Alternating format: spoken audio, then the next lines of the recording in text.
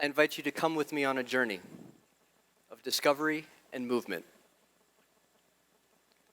The first movement, I'm getting ready to dance. I lace up my shoes and I approach the floor. I experience a shift. I'm entering into a new world.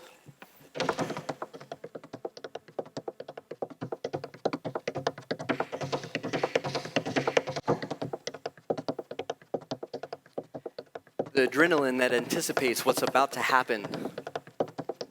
Memories of past performances.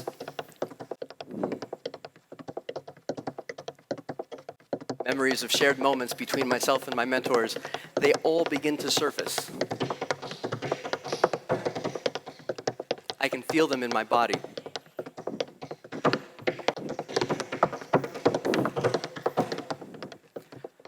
I've done this a lot. Ever since my first performance at 3.5 years old.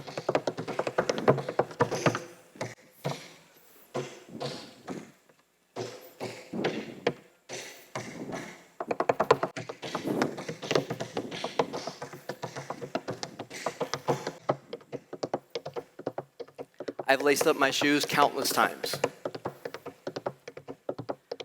For me, tap dance sits at the intersection between communal oral tradition, commercial skill, and artistic expression. It's a cultural form that's found popularity in the market and encourages the expression of individual voices through creation, interpretation, and improvisation. As it happens, entrance into the world of tap dance is a journey of discovery. Thankfully, I've had many guides, teachers, and mentors along the way.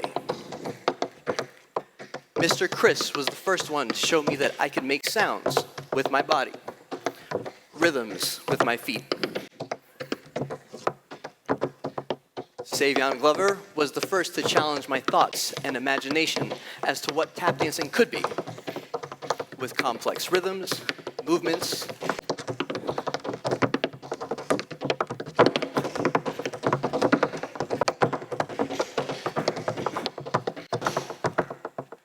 and ideas.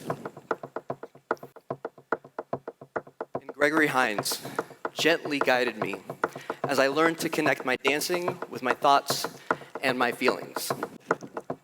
I learned what kind of dancing would come out of me if I was happy and joyful,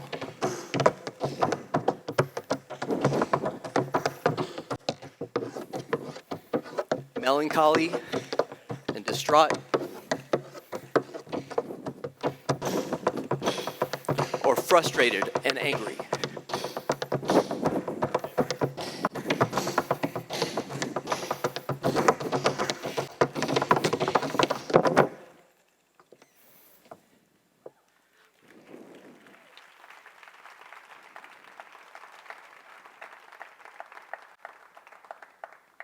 I was a good student. I got things right. I stayed in the favor of my teachers and my mentors.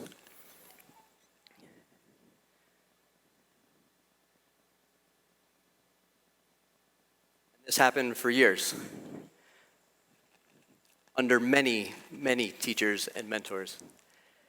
As I grew, every one of them, like a signpost or a guardrail, keeping me on the straight and narrow path towards goodness in the world of tap dance land. As I grew, I had to navigate my life as a freelance performer, performing, making shows, teaching, receiving critical acclaim and awards, making projects. I had my fair share of ups and downs, but it was many more ups than downs. After all, I could say that I was living life as a professional tap dancer. I thought it was a good life, until it all came to a screeching halt. The second movement. In the fall of 2018, I decided to take a job as the leader of an international tap dance organization. It was a high-profile move, a top role in the tap dance world. I was hoping for a little bit more stability than my freelance life had provided, and I was excited about the challenges and potential growth that the role posed. Within a year, I hit a wall. Some call it burnout. I call it my wall. I wasn't just tired. My world was in crisis. Relationships in my personal life, with my family, and with work all broke at the same time. I took 3 days off just to try and find a reset button. I spent them in a room, alone, without my phone. I was quick to cry, my body would shake, and I couldn't think of anything other than what was happening. I did remember a friend sharing, "Burnout isn't driving a car without gas. It's driving a car without oil." And my engine was seizing. Now wait a minute. I was supposed to be the good student, getting things right. And this definitely was not right. Something was amiss. And the only common factor between all the relationships that were breaking was me. It seemed that something was amiss in me, not the realization that I was hoping for. Who would I become? What kind of person allows their entire life to dislodge so dramatically? I wanted answers. I reached out for counseling and began a new journey.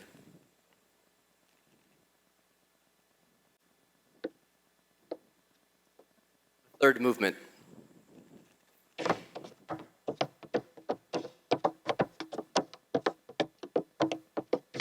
Every human being exists in two worlds, the visible and the invisible. The visible world is the world that we see around us. It's shaped by the consequences of our communal actions.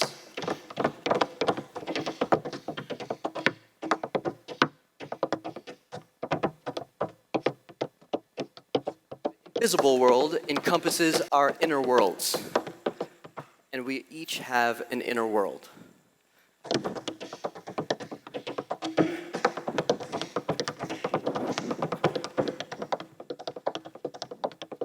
Our personalities, wills, desires, thoughts, and feelings are all there.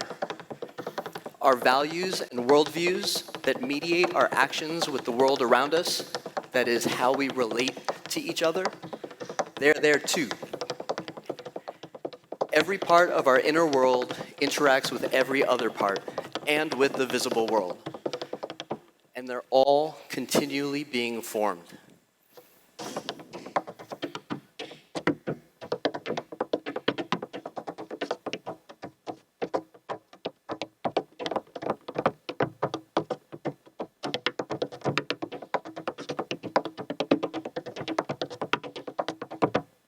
In order to rebuild my life, I had to take a journey of discovery into my inner world. I had to take account for the person that I had become.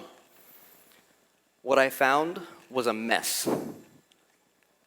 I had picked up so many ideas, so many memories, so many expectations along the way, and they were all there, entangled, fighting for prominence and space.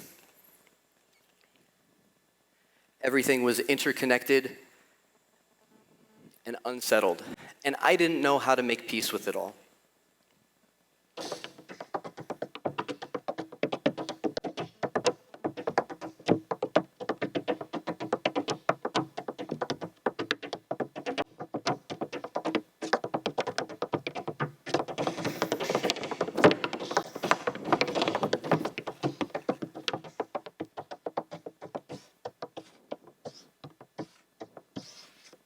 It was in this moment that I met a new guide.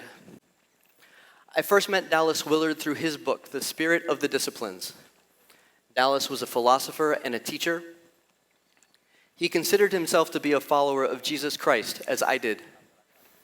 He expressed the power of the arts, the possibility of human transformation, and the importance of choice, all things that resonated deeply with me. As I watched videos of Dallas, his soft voice and kind disposition were inviting to me even as I was hurting. Dallas liked to pose 4 great questions of life. What is real? What is the good life? Who is a really good person? And how does one become a really good person? These questions probe at the answers that we hold for what we believe about the world around us, what we aim for, and how we think we can get there. We all have answers to these questions, and our actions reflect the answers that we carry. As I heard the questions for the first time, I asked myself, well, what are my answers?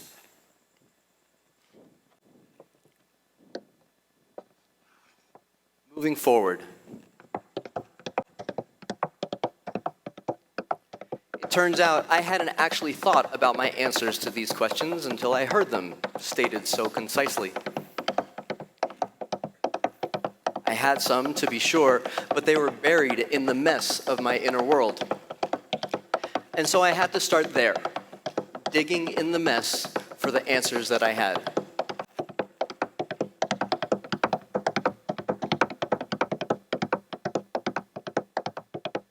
What did I really believe about the world around me, good people, and the good life? What could my actions tell me about what I really believed? I then took a look at the people and cultures around me. What external influences had impacted what I believed? This included family, friends, colleagues, even the media.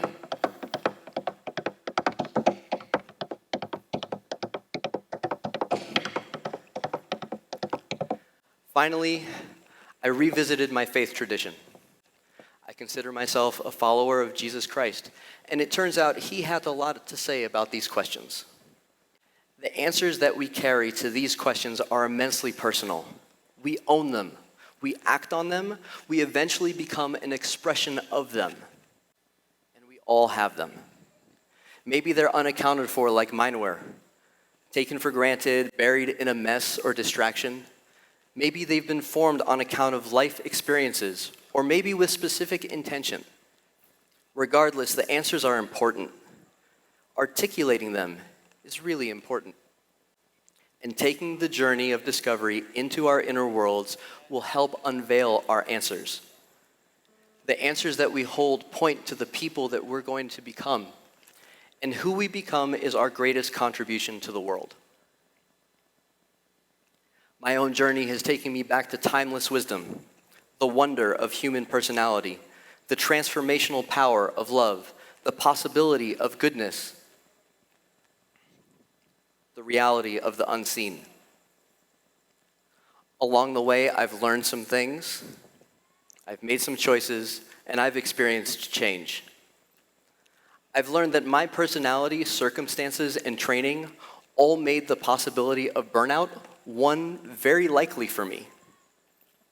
I had been formed with a high-achieving orientation that made hitting my wall almost an inevitability. But inevitability is not the end of the story. I've made a dramatic choice to prioritize this journey, the journey of discovery into my inner world, of who I am becoming above all others. In the midst of my day-to-day, I think about how my inner world is being formed, and I make choices as best I can for its good. I found answers to Dallas's 4 questions in the teachings and person of Jesus Christ that have put my inner world at peace. They're simple and concise, answers that I can remember, test, and I've found them to be trustworthy. As I've acted on these answers, I've experienced a change. My normal pace of action is slower. It's less hurried. My normal desire for immediate answers, solutions, and results is diminished. My ability to care for myself is increased.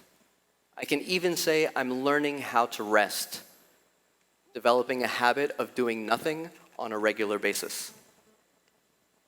I feel grounded in the best possible way.